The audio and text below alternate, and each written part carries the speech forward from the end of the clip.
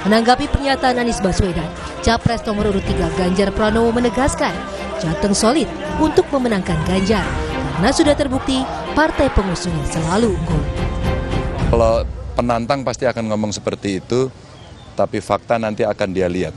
Karena beberapa kali kita memenangkan itu secara tradisional, secara sosiologis, bahkan secara soliditas, saya kira Jateng sudah menunjukkan itu.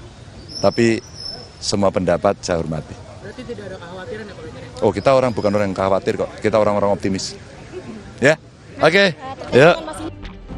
Dalam 2 periode gelaran Pilpres dilaksanakan, 2014 dan 2019, Jawa Tengah menyumbang suara paling banyak untuk kemenangan Jokowi Yusuf Kala juga Jokowi Ma'ruf Amin.